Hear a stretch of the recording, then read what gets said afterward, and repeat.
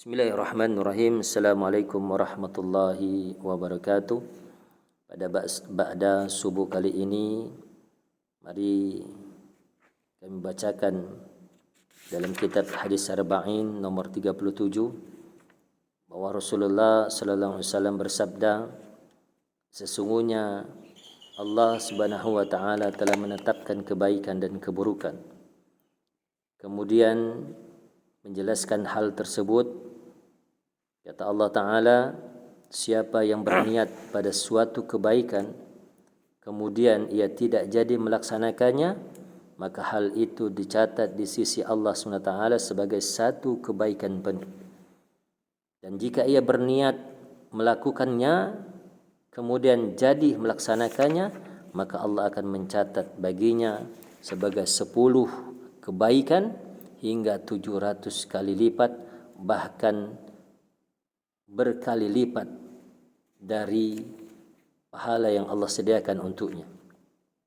Dan jika ia berniat pada suatu keburukan kemudian ia tidak jadi melaksanakannya, maka baginya satu kebaikan penuh.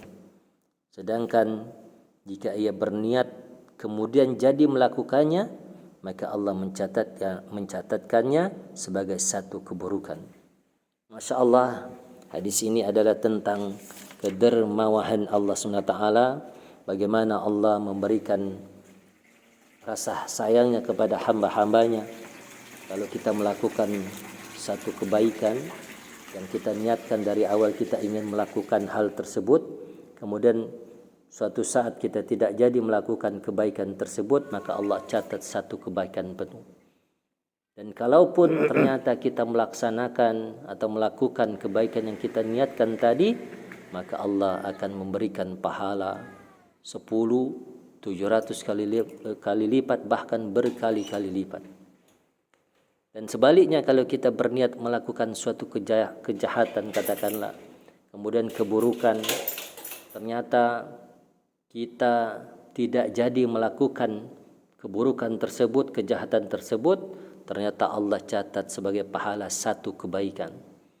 Dan kalau kita melakukan kejahatan kemudian melakukan keburukan tersebut, maka Allah catat sebagai satu kekurangan